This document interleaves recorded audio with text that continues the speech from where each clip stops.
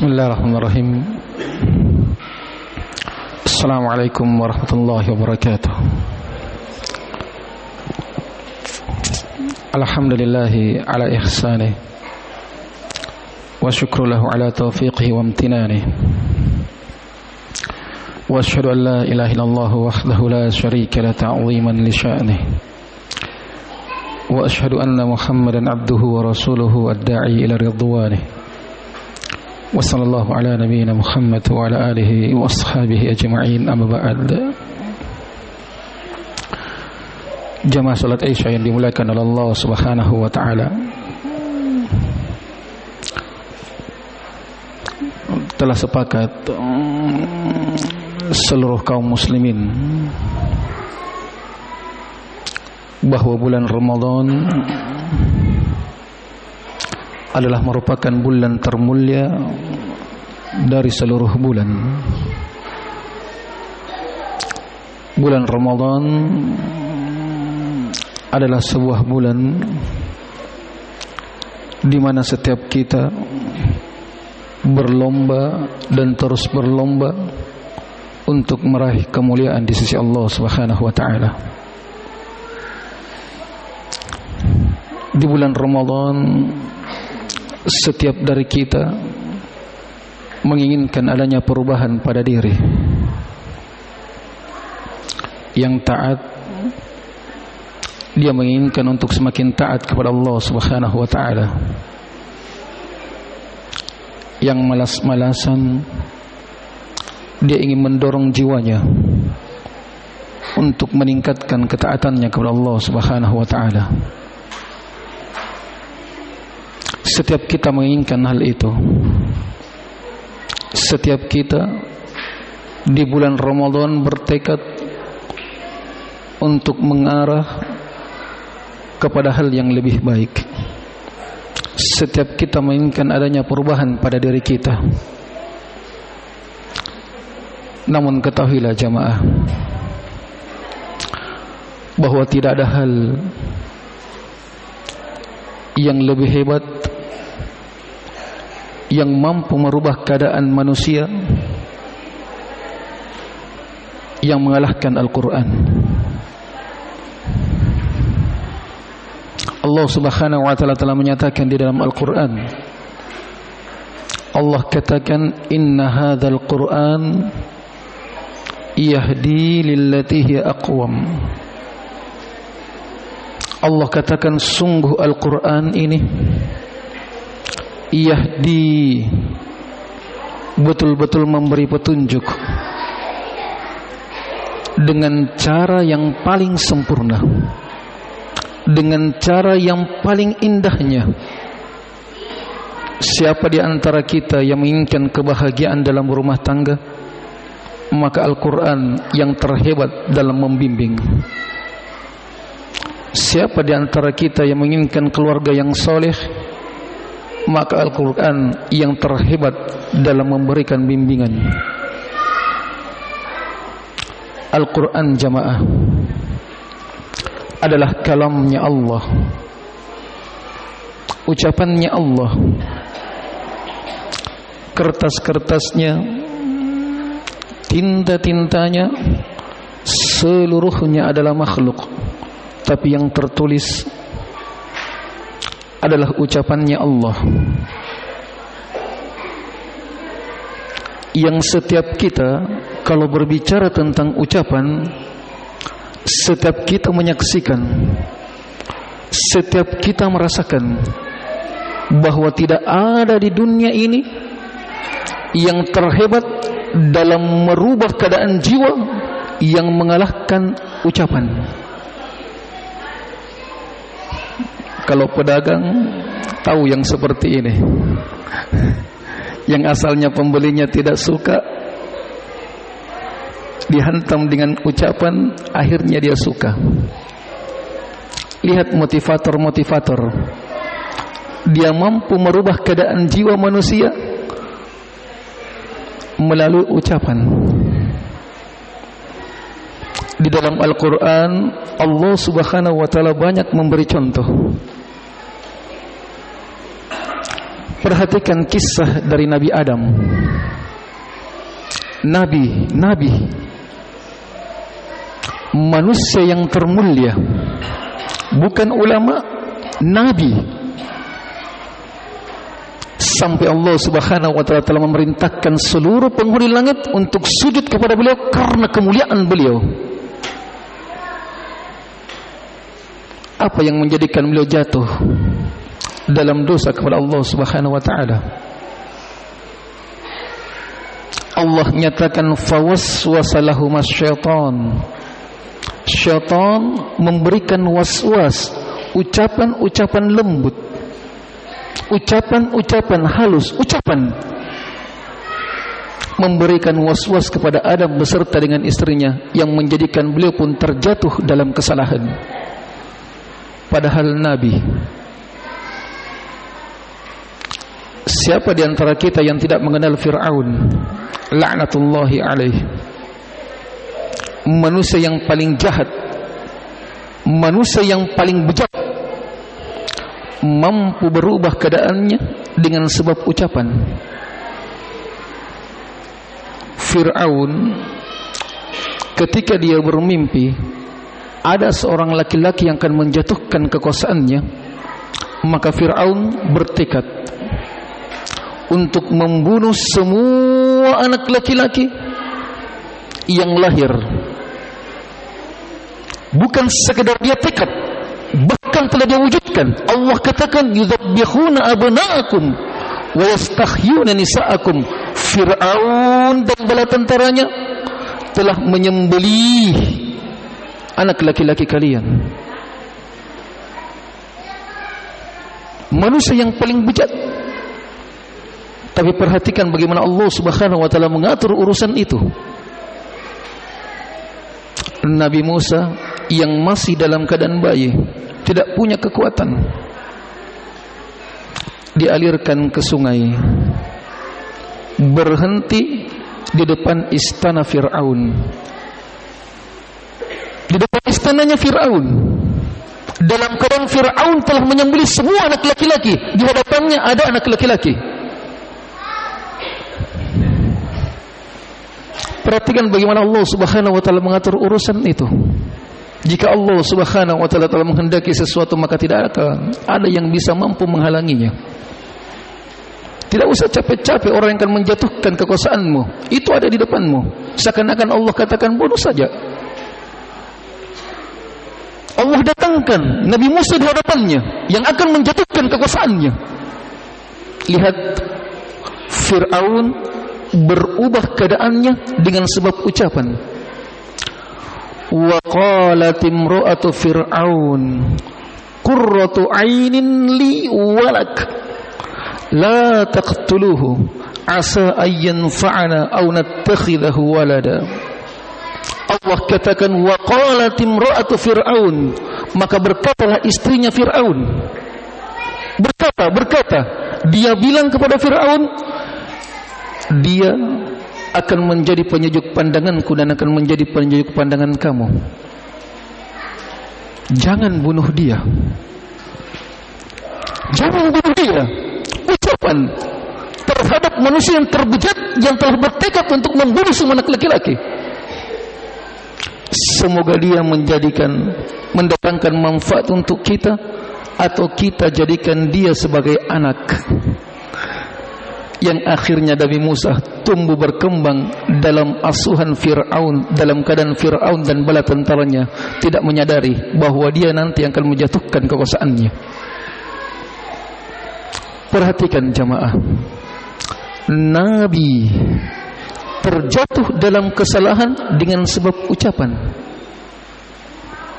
Manusia yang paling jahat rontok keinginan jahatnya dengan sebab ucapan. Ini ucapan makhluk. Bagaimana lagi kalau dia adalah ucapannya Allah? Jika ucapan makhluk saja mampu merubah keadaan jiwa manusia, maka bagaimana lagi dengan ucapannya dia yang telah menciptakan makhluk?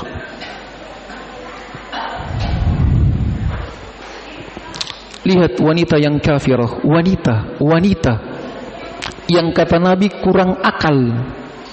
Bukan sekedar wanita, tapi wanita yang kafirah, yang kafir. Kafir ini Ratu Saba sebelum beliau beriman, kedatangan surat dari Nabi Sulaiman. Begitu datang surat, dia berkata, ya ayyuhal mala' inni ulqiya ilayya kitabun karim innahu min Sulaiman innahu bismillahirrahmanirrahim. Lihat ucapannya. Kedatangan surat dari Nabi Sulaiman. Ketika dia dapat surat, dia berkata, ya ayyuhal mala', wahai para pembesarku, menteri-menteriku, orang yang terhebat di sisiku. Dia kumpulkan semuanya. Kemudian dia katakan, sungguh saya telah kedatangan surat yang sangat mulia. Dia bilang surat yang sangat mulia. Surat ini datang dari seorang yang bernama Sulaiman. Isi surat itu Bismillahirrahmanirrahim. Baru basmalah dia lihat, langsung dia hukumi surat ini surat yang mulia, padahal wanita kafirah. Wanita kafir mampu menghukumi basmalah itu sebagai surat yang sangat mulia. Terus di mana kita yang telah menyatakan beriman kepada kitabullah, beriman kepada Al-Quran? Di mana kita? Lihat jin yang kafir, yang dia Allah beritakan tentangnya, ucapannya, inna naq'udu minha maqa'ida lis-sam' faman yastami'il ana yajid lahu shihaban rasada. Dahulu kami, jin berkata, dahulu kami punya tempat-tempat duduk di langit yang dengannya kami mencuri berita dari langit, yang kemudian disampaikan kepada dukun. Adapun sekarang, maka semua jalur pemberitaan itu tertutup. Siapa yang didapati ingin mencuri berita, maka akan dipanah dengan panah api. Keadaan ini menjadikan jin goncang. Apa yang terjadi? Mereka cari tahu, sampai dia dapati ada seorang lelaki, Nabi kita Muhammad sallallahu alaihi wasallam, membacakan Al-Quran kepada manusia. Dia dengar, lihat, dia dengar, perhatikan bagaimana Al-Quran ini membawa pengaruh kepada jin yang kafir ini. Dia berkata, inna sami'na Qur'anan ajaba yahdi ila rusydi fa'amanna bih. Dia berkata, sungguh kami telah mendengarkan bacaan yang sangat menakjubkan. Dia berkata, bacaan ajaba, yang sangat menakjubkan. Bacaan ini mengajak kepada petunjuk. Langsung dia pahami, mengajak kepada petunjuk. Lihat perubahannya, fa'amanna bih, maka kami pun beriman kepadanya. Alam Allah katakan, lau anzalna hadzal Qur'an ala jabal la ra'aitahu khashi'an mutasaddian min khasyatillah. Lihat pengaruh alam. Allah katakan, seandainya Al-Quran ini kata Allah, kami turunkan ke gunung. Allah katakan, seandainya Al-Quran ini kami turunkan ke gunung, la ra'aitahu, betul-betul engkau akan melihat gunung itu akan hancur roboh karena takut kepada Allah Subhanahu wa ta'ala. Lihat Al-Quran. Bagaimana lagi jamaah kalau hati yang menerimanya? Gunung, makhluk yang kuat, kokoh, menjulang ke langit, hancur dengan sebab menerima Al-Quran. Hati kita tidaklah sekeras batu. Tapi apa yang menghalangi kita untuk mempelajari Al-Quran? Dalam keadaan kita ingin adanya perubahan pada diri kita. Perhatikan pertanyaan Allah. Allah datangkan pertanyaan kepada kita. Allah katakan, afala yatadabbaruna al-Quran am ala qulubin aqfaluha. Perhatikan pertanyaannya. Allah katakan, afala yatadabbaruna al-Quran.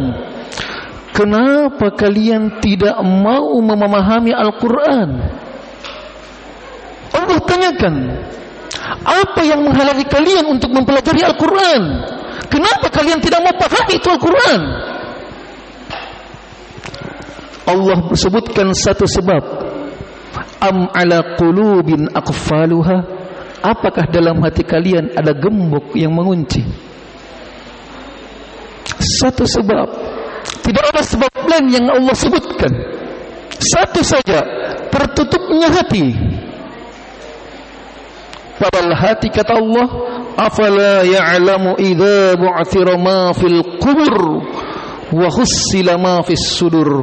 Allah katakan, tidakkah dia mengetahui tentang bagaimana nanti keadaan ketika yang dikubur itu telah dibangkitkan. Allah katakan, wa hussila ma fis sudur. Pada hari itu setiap jiwa akan mendapatkan sesuai dengan apa yang berada dalam dadanya. Keadaan kita pada hari kiamat ditentukan dengan keadaan hati. Allah katakan, afala yatadabbaruna al-Quran am ala qulubin aqfaluha. Apa yang menghalangi kalian untuk mempelajari Al-Quran? Apakah dalam hati kalian ada gembok yang mengunci? Tertutupnya hati dengan kegelapan demi kegelapan. Lihat jamaah, terang. Kalau terang itu enak dirasa. Tapi perhatikan kalau mati lampu. Lihat kalau mati lampu. Begitu mati lampu, kegelapan melingkup. Setiap kita merasakan tentang bagaimana keadaan jiwa kita ketika kegelapan itu telah melingkup. Yang ada hanyalah rasa takut, gundah gulana, khawatir. Yang muncul keinginan-keinginan untuk berbuat jahat. Demikian jamaah, jika kegelapan telah melingkup hati, tidak ada yang kita inginkan kecuali hanyalah kejahatan. Yang muncul hanyalah rasa takut dan rasa khawatir. Kenapa? Itu kalau hati gelap. Bagaimana kalau hati sudah mati? Jasad orang mati, bagaimanapun tajamnya pisau yang diiriskan ke jasadnya, tidak akan pernah dirasakan itu perihnya irisan. Hati kalau sudah mati, bagaimanapun kemaksiatan yang menyentuhnya, bagaimanapun besarnya kesyirikan, maksiat yang menyentuhnya, dia tidak akan pernah merasakan perihnya itu. Lihat orang yang tenggelam dalam kemaksiatan, tidak pernah dia merasakan sakitnya itu hati. Kenapa? Mati hati. Tidak ada yang bisa menghidupkan hati jamaah kecuali hanyalah Al-Quran. Hiduplah di atas Al-Quran. Allah katakan, wa kadzalika auhayna ilaika ruhan min amrina. Demikianlah kata Allah Subhanahu wa taala, kami wahyukan kepada engkau. Allah katakan, kami wahyu. Kami wahyukan kepada engkau ruhan, ruh. Allah katakan wahyu itu adalah ruh, sesuatu yang menghidupkan jiwa, yang menghidupkan hati. Itu Al-Quran. Kalau sekedar kehidupan jasad, makan, minum, apa perbedaan kita dengan binatang? Kalau sekedar kehidupan jasad, yang diinginkan adalah hidupnya jiwa, hidupnya ruh, yang akan berujung dengan kebahagiaan tatkala berjumpa dengan Allah Subhanahu wa taala. Jamaah yang dimuliakan oleh Allah Subhanahu wa taala, Al-Quran kalamnya Allah. Allah mengajak bicara kita mengajak bicara kita, membimbing kita melalui Al-Quran. Sekarang pertanyaan jamaah, saya tanya, kalau misalkan kita cerita sama orang, baru orang itu tidak tahu apa yang kita ucapkan, bagaimana itu? Atau ada orang yang ajak kita bicara dalam keadaan kita tidak paham, apa Nabi bilang ini? Apa manfaatnya itu? Allah mengajak kita bicara melalui Al-Quran. Allah mengkhitab kita. Kalau kita tidak paham, apa manfaatnya? Al-Quran jamaah diturunkan untuk dijadikan petunjuk, bukan untuk sekedar dibaca. Untuk dijadikan petunjuk agar setiap kita tahu apa yang diinginkan oleh pencipta kita, Allah Subhanahu wa taala, terhadap diri kita.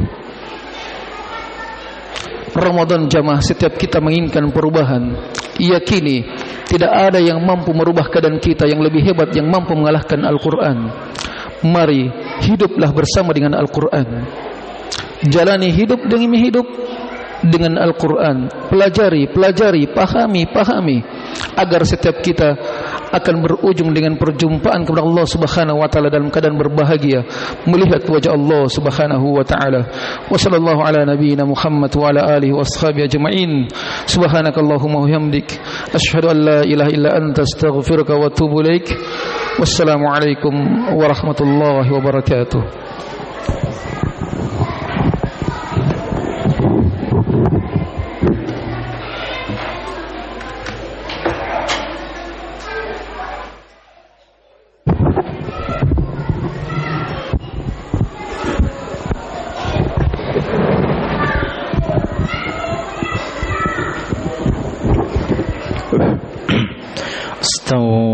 Istaqimu wa'tadilu, sawu sufufakum. Lurus dan rapatkan shaf, isi shaf-shaf yang masih kosong.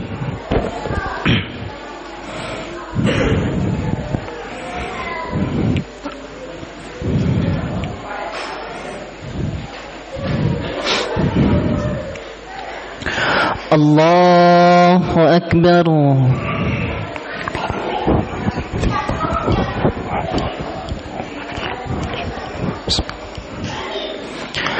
الحمد لله رب العالمين الرحمن الرحيم مالك يوم الدين إياك نعبد وإياك نستعين اهدنا الصراط المستقيم صراط الذين أنعمت عليهم غير المغضوب عليهم ولا الضالين آمين. أم لهم سلم يستمعون فيه فليأت مستمعهم بسلطان مبين. أم له البنات ولكم البنون أم تسألهم أجرا فهم من مغرم مثقلون أم عندهم الغيب فهم يكتبون أم يريدون كيدا فالذين كفروا هم المكيدون أم لهم إله غير الله سبحان الله عما يشركون.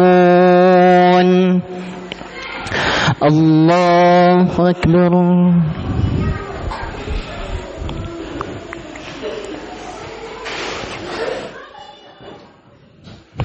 سمع الله لمن حمده. الله أكبر.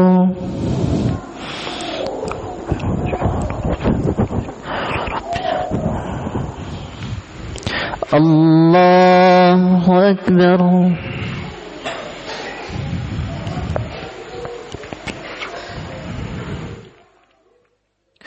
الله أكبر.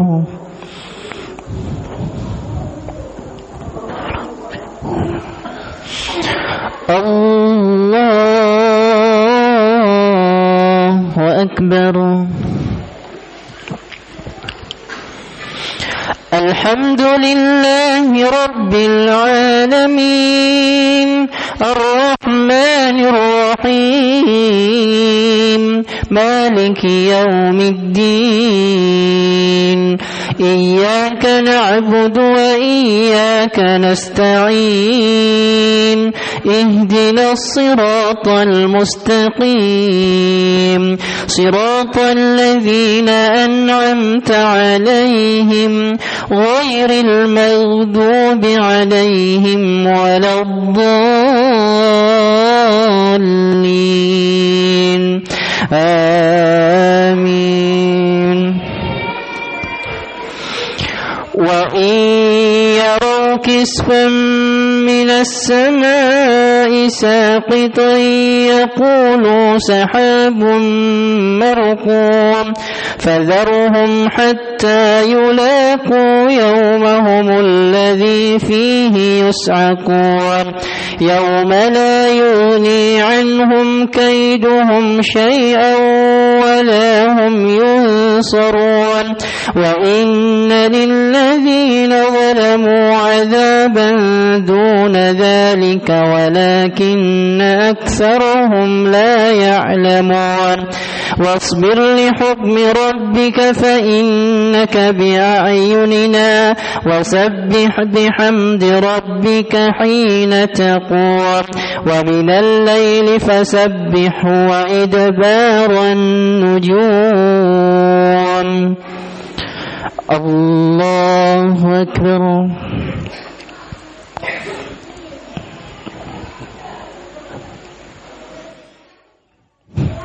سمع الله لمن حمده.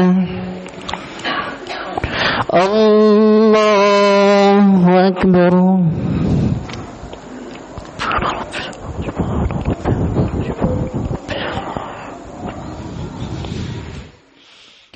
الله أكبر.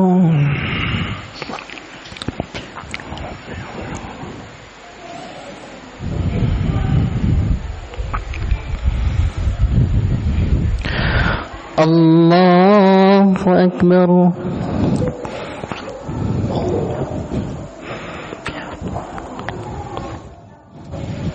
الله أكبر.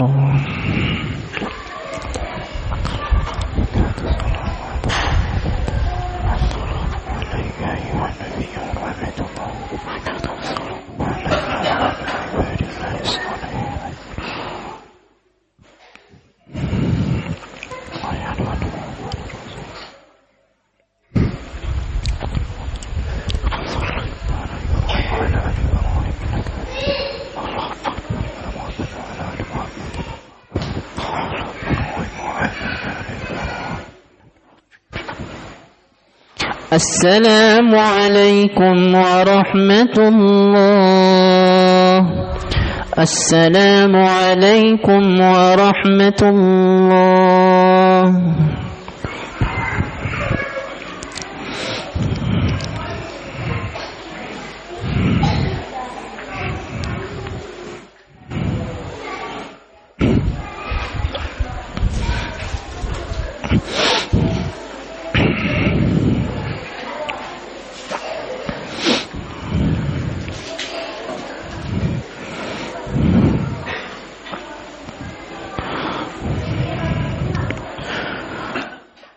الله أكبر.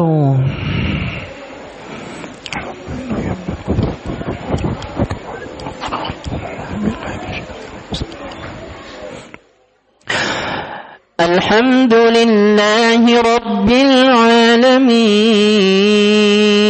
الرحمن الرحيم مالك يوم الدين إياك نعبد وإياك نستعين اهدنا الصراط المستقيم صراط الذين أنعمت عليهم غير المغضوب عليهم ولا الضالين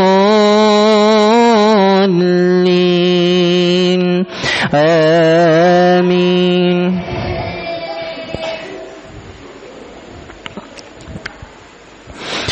والنجم إذا هوى ما ضل صاحبكم وما غوى وما ينطق عن الهوى إن هو إلا وحي يوحى علمه شديد القوى ذو مرة فاستوى وهو بالأفق الأعلى ثم دنا فتدلى فكان قاب قوسين أو أدنى فأوحى إلى عبده ما أوحى ما كذب الفؤاد ما رأى أفتمارونه على ما يرى ولقد رآه نزلة أخرى عند سدرة المنتهى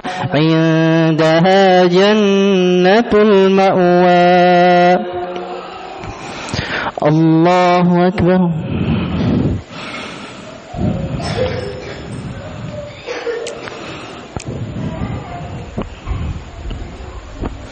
سمع الله لمن حمده. الله أكبر.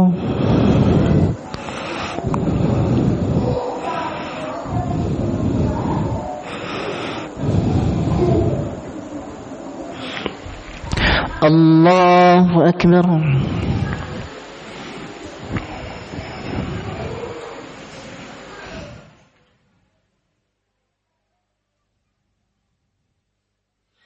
الله أكبر.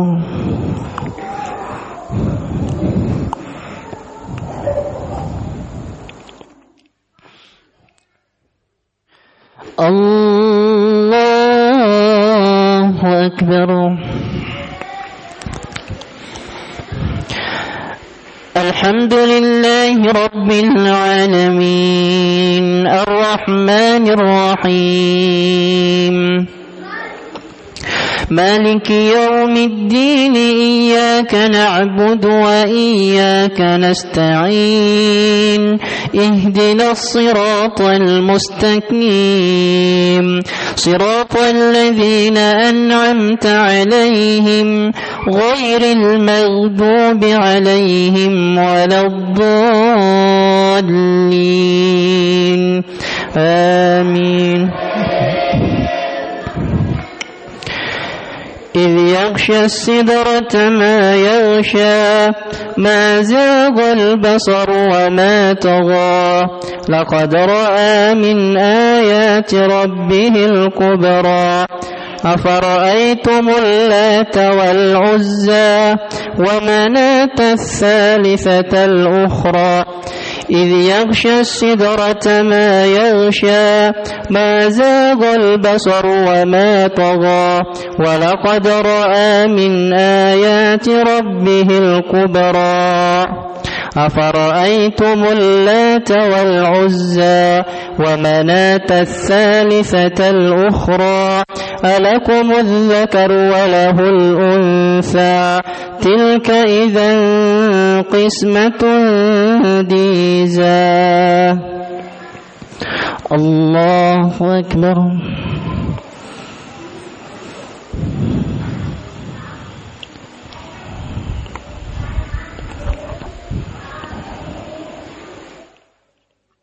سمع الله لمن حمده. الله أكبر.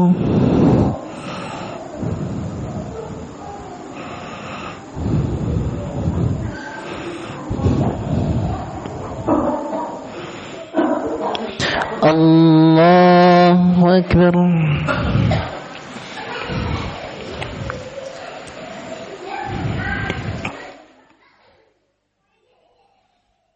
الله أكبر.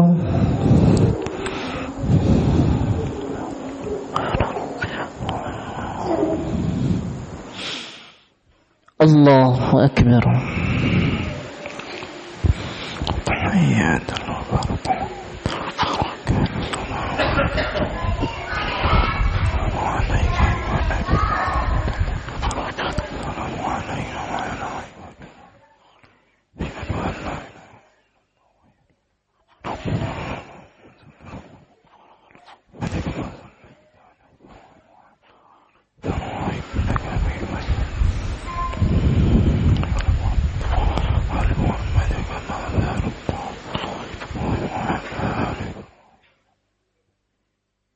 السلام عليكم ورحمة الله. السلام عليكم ورحمة الله.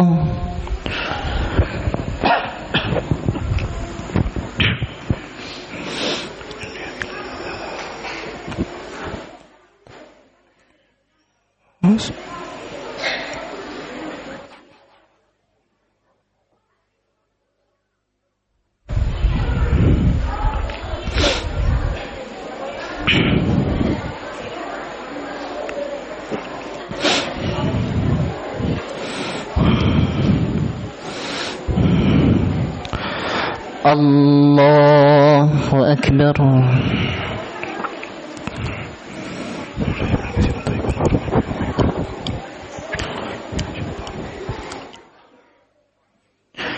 الحمد لله رب العالمين الرحمن الرحيم مالك يوم الدين إياك نعبد وإياك نستعين اهدنا الصراط المستقيم صراط الذين أنعمت عليهم غير المغضوب عليهم ولا الضالين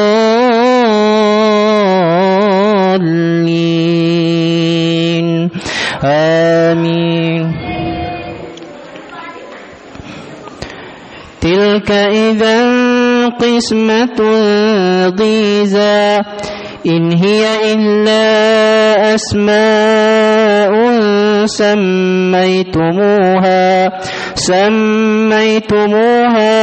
أنتم وآباؤكم ما أنزل الله بها من سلطان إن يتبعون إلا الظن وما تهوى الأنفس ولقد جاءهم من ربهم الهدى أم للإنسان ما تمنى فلله الآخرة والأولى وكم من ملك في السماوات لا تغني شفاعتهم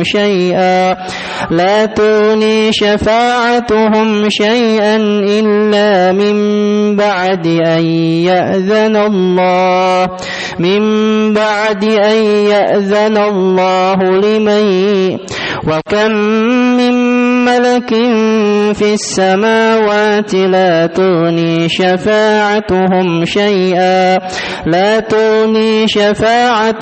شيئا إلا من بعد أن يأذن الله لمن يشاء ويرضى. الله أكبر.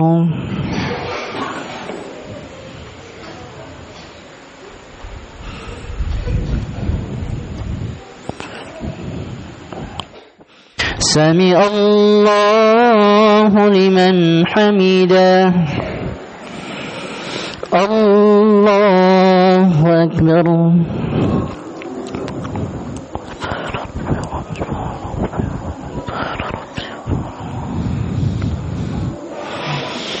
الله أكبر.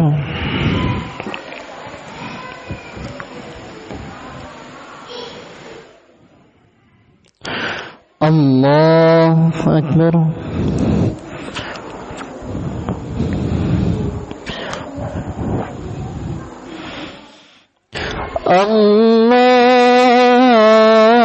الله أكبر.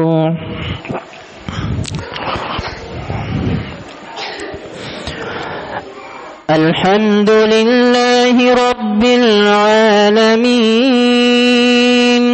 الرحمن الرحيم مالك يوم الدين إياك نعبد وإياك نستعين اهدنا الصراط المستقيم صراط الذين أنعمت عليهم غير المغضوب عليهم ولا الضالين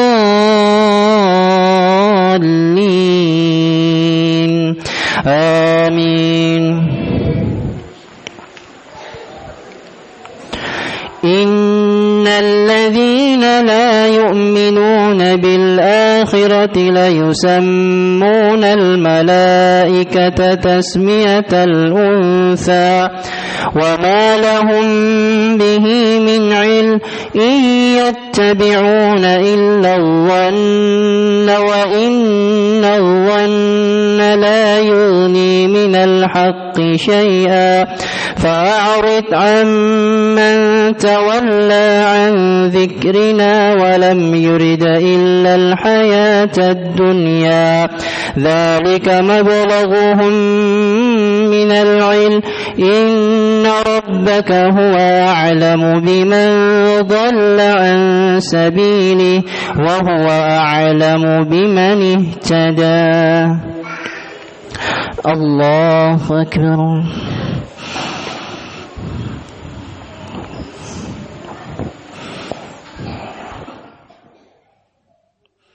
سمع الله لمن حمده. الله أكبر.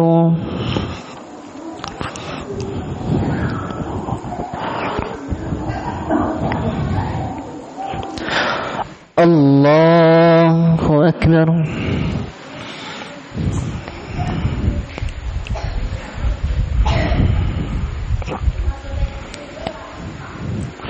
الله أكبر.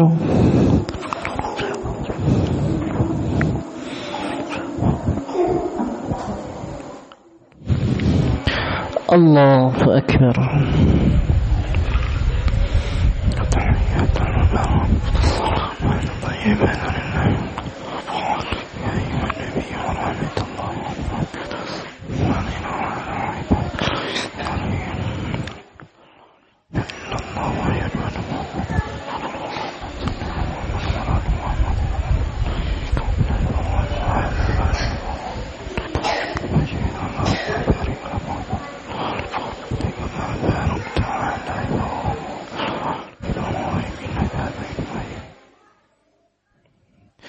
السلام عليكم ورحمة الله.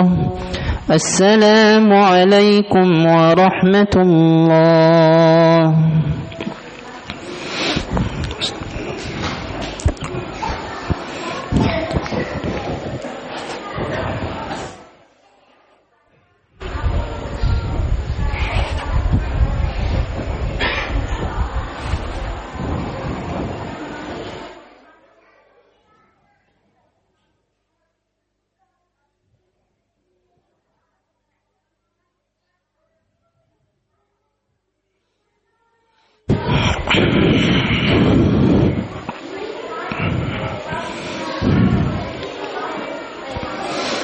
الله أكبر.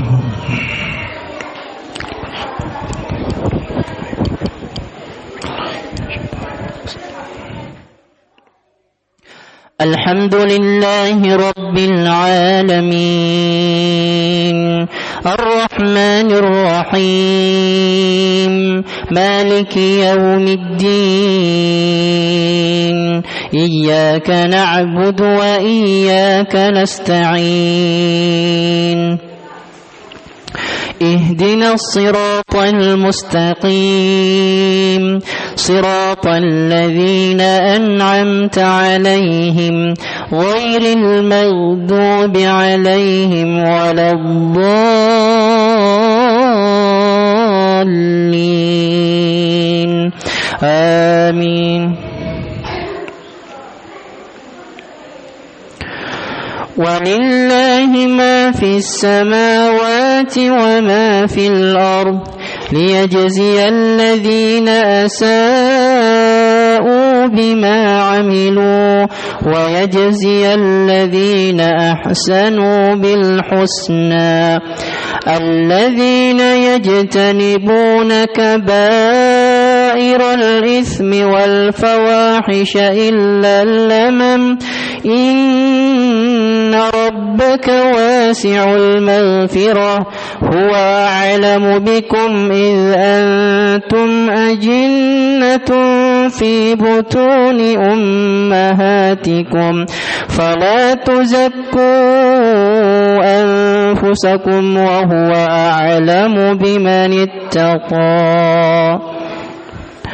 الله أكبر.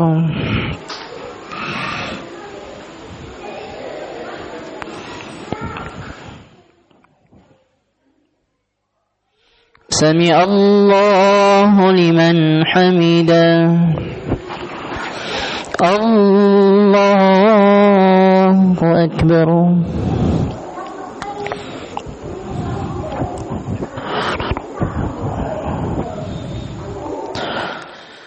الله أكبر.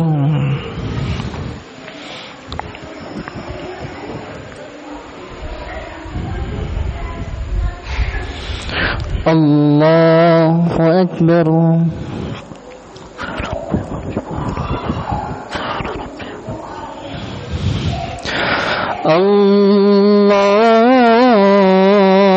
الله أكبر.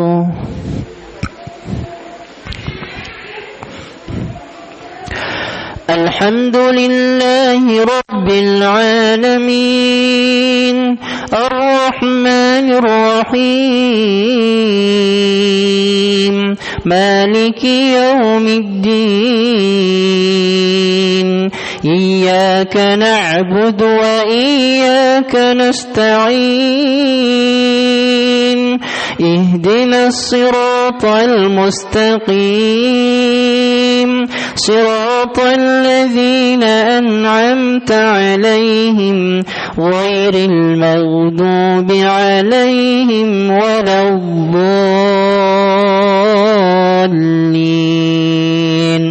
آمين. أفرأيت الذي تولى وأعطى قليلا وأكدى أفرأيت الذي تولى وأعطى قليلا وأكدى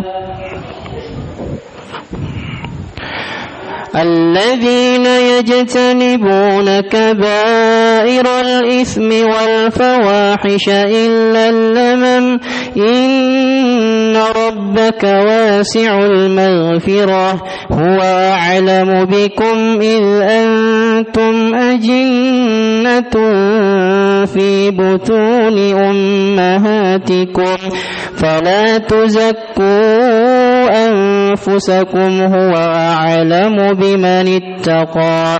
أفرأيت الذي تولى وأعطى قليلا وأكدى.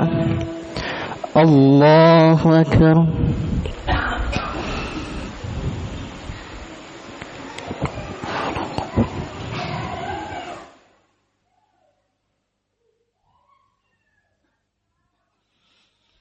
سمع الله لمن حمده. الله أكبر.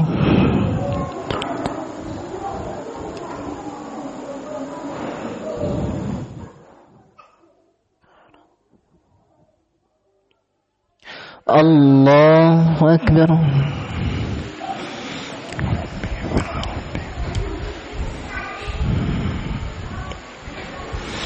الله أكبر.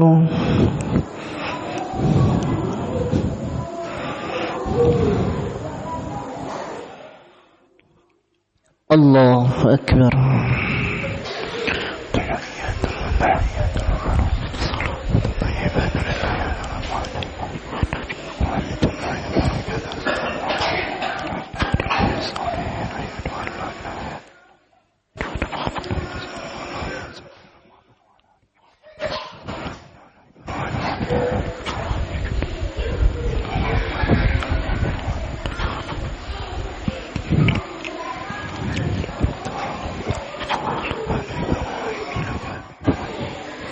السلام عليكم ورحمة الله. السلام عليكم ورحمة الله.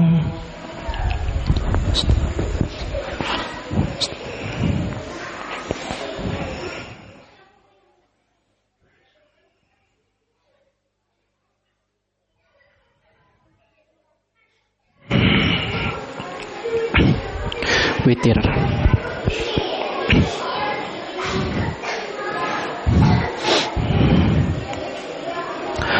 الله أكبر.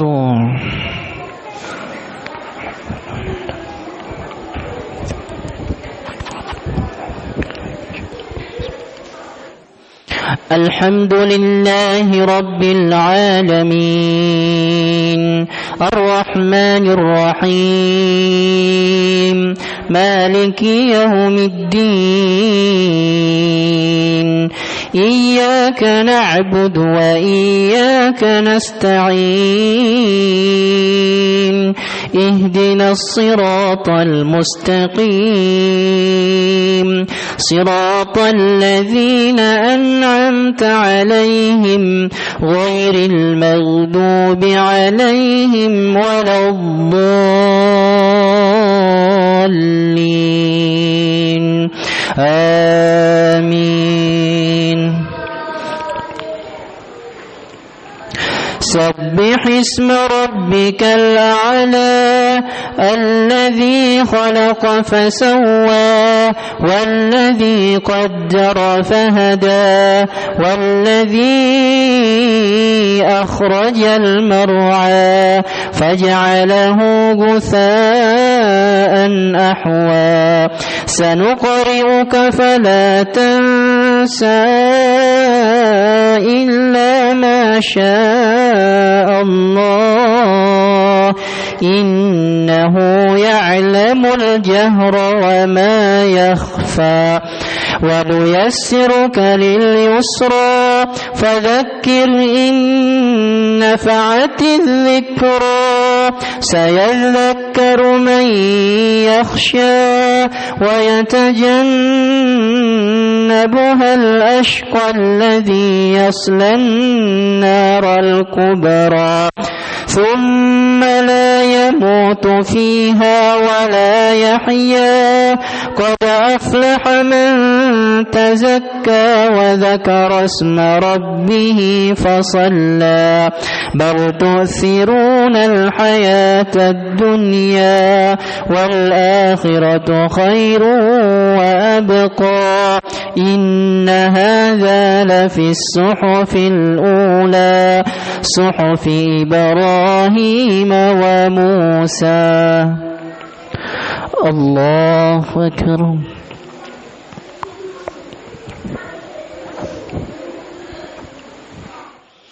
سمع الله لمن حمده. الله أكبر.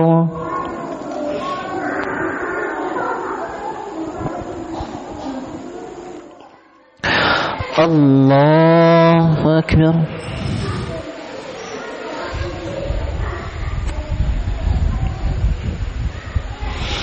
الله أكبر.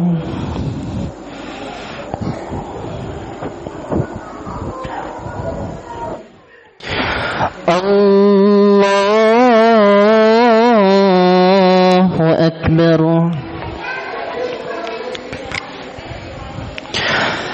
الحمد لله رب العالمين الرحمن الرحيم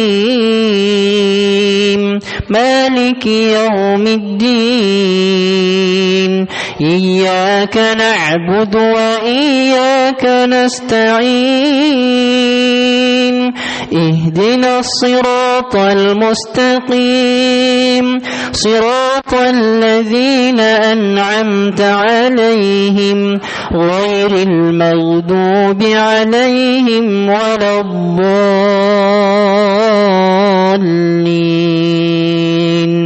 آمين. قل يا أيها الكافرون لا أعبد ما تعبدون ولا أنتم عابدون ما أعبد ولا أنا عابد ما عبدتم ولا أنتم عابدون ما أعبد لكم دينكم ولي دين. الله أكبر.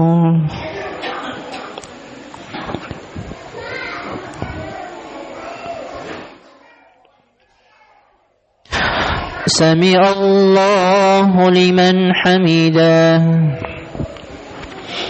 الله أكبر.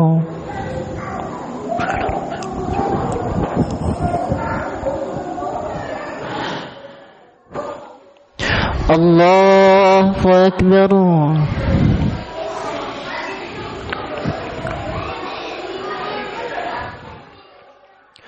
الله أكبر.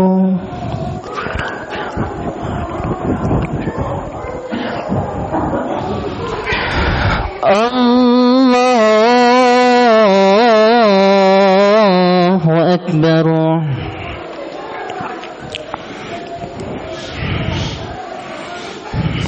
الحمد لله رب العالمين الرحمن الرحيم مالك يوم الدين إياك نعبد وإياك نستعين اهدنا الصراط المستقيم صراط الذين أنعمت عليهم غير المغضوب عليهم ولا الضالين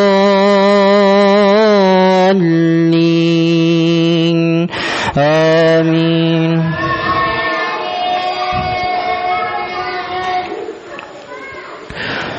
قل هو الله أحد الله الصمد لم يلد ولم يولد ولم يكن له كفوا أحد. الله أكبر.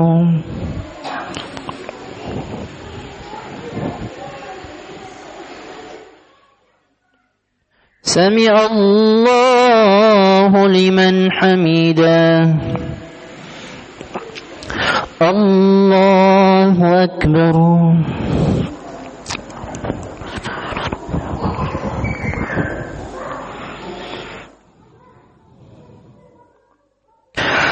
الله أكبر.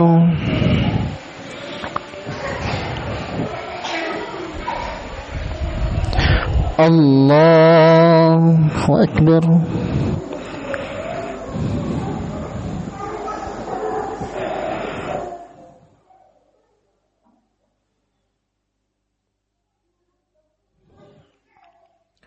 الله أكبر.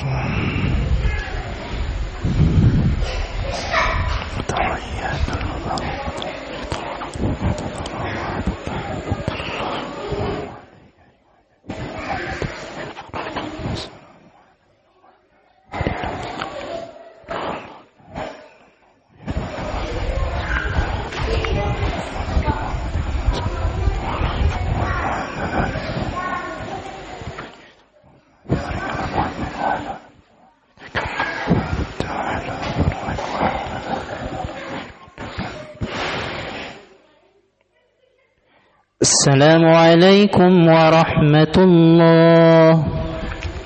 السلام عليكم ورحمة الله.